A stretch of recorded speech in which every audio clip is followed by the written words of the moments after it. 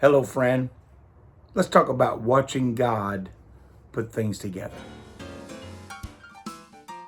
Welcome to A Word for Wednesday. Thank you so much for joining us. Each Wednesday, you will find Boggs Family Ministries is here with our host, Davy Boggs. Having you along with us is a wonderful addition. Now, let's enjoy together A Word for Wednesday. Thank you, Brother Devin, and thank you for joining us today on A Word for Wednesday. I have a wonderful story to tell you today. It begins with a favorite scripture of mine, Isaiah 46:10. Talking about I am God in the verse before, and then declaring the end from the beginning, and from ancient times the things that are not yet done, saying, my counsel shall stand, and I will do all my pleasure. God works it out in the future, way back in the past. Our prayer for years has been, Lord, make us effective in ministry. What's the use of all this if we're not effective in the ministry? And my, how God has done it. Not through my wisdom, not through my strength, not through my eloquence. I didn't figure it out. I can't, but God can. Several years ago, I met Brother Shabanki. He invited us to Africa. I really did not want to go. I had no desire to go. But when he asked me the second time, as a family, we decided this is the Lord. The Lord wants us to go, and we desired to go. We went a year later. I preached a ministers' conference by Brother Shabanki's request, and what I really went for was the crusade where I could preach to hundreds of lost people. He gave me a suggested topic for the ministers' conference, prepared for the master's use. So I worked on that for months. He wanted me to have notes for each sermon. I ended up having 10 to 15 full-page notes for every sermon so the attendees could have copies and go along. And we had a wonderful conference and a wonderful crusade.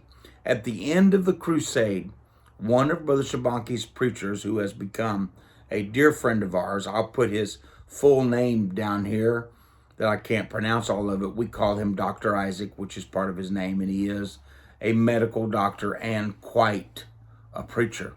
He challenged me, he said, Brother Davy, I want you to take these notes and put them into a booklet form, a study guide, to challenge these men to be what you have told us God wants us to be God's man, to preach God's message, and to complete God's mission. I said, nobody needs that. There's no need for that, Dr. Isaac. He said, I'm telling you, men will be using these notes to train their preachers years from now.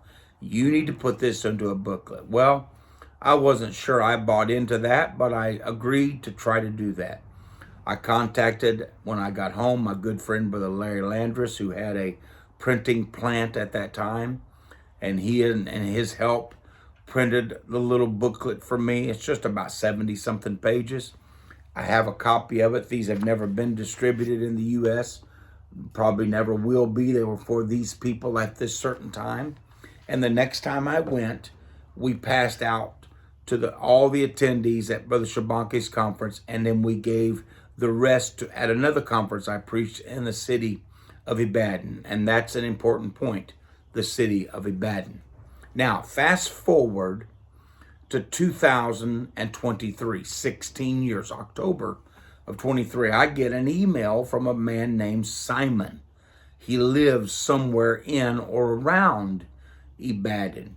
He was a Muslim, raised a Muslim, and was saved, converted to Christ at 10 years old. The hardships that brought into his life, I could take an hour and talk to you about some of them.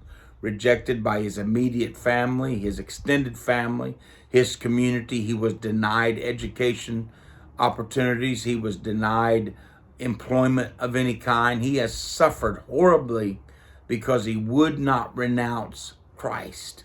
He began preaching in outlying villages, having revivals, getting people saved, helping churches start, but he always felt a lacking in his mind and his heart because he didn't have a good education and he had no Bible education, just self-taught. And he was so frustrated by that. He felt like he could do so much better. And so he would tell older Christians that he encountered about this.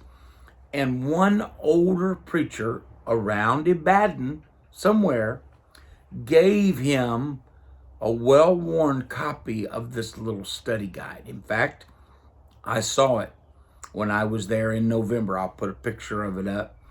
My heart was overjoyed. I cried a puddle of tears when I seen this little booklet that Brother Isaac said 16 years ago, they'll use this for years to train preachers.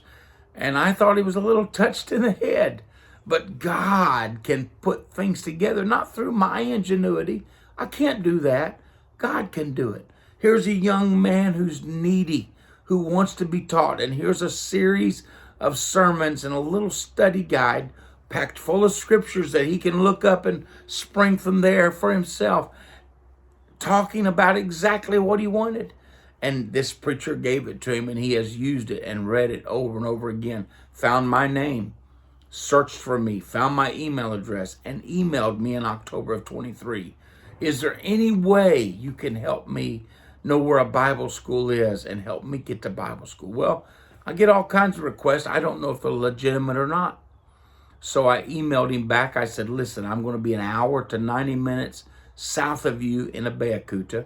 And he had preached in the villages around Abeokuta. And he said, I will try to be there. I said, here's the pastor's name. Here's some other brothers' name and their contact information. Find out when it is. Find the time. Make sure you have them come and introduce yourself to me, because I want to meet you. And if these men feel like you are sincere about what you're doing and you're legitimate, we will help you get to Bible school. I knew that Brother Shabanki's men had started up their Bible school again. It's just a part-time school, Thursday evening, Friday evening, and all day Saturday. And then the people go back home to their work and to their ministry, to their families.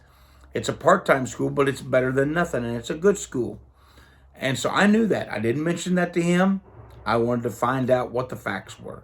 He showed up the first day. I met him, instantly felt connected with him, heard his testimony. I put him in the care of some of those brothers. And I told them, I want you to find out, is he legitimate? Is his salvation real? Is he telling us the truth? And if he is, if he can come, I will pay for him to go to Bible school. And so they gave me full green light, and all week we were with him and just so thrilled with his experience with the Lord. And so later, after he was gone, I talked to the head of the school and the men in charge, found out the fees. They're not very high. They're exorbitant for them because they have expenses. But for us, it's not very much money at all. And so I gave them the money to pay for his full 2 years, 3 years, whatever it is, I don't remember, and a little extra in case he needed some for supplies or traveling expenses back home. And we will check on that later. But Brother Simon, as of mid-January, is enrolled and is attending Bible school at Christ Ambassadors Holiness Church in Abeokuta because God put it together. Now think about this. Probably I wrote those messages, preached those messages before he was saved. As a boy, before he was saved, or maybe shortly after he was saved, I preached those messages. That book went into the hands of one of those attendees, either at Abeokuta or Ibadan, and years later he still had it, and he passed it on to this young converted Muslim, this young preacher who was hungry to do a work for God, but felt ill-equipped. And that book ended up in his hands. And you could see by the copy, he has devoured that book. It is well worn. It is tattered. Man, I'll tell you what, that makes me feel good, but it wasn't me that did it. I wasn't even going to do it. Dr. Isaac suggested it. He was right. He had the mind of God, and God planned it out.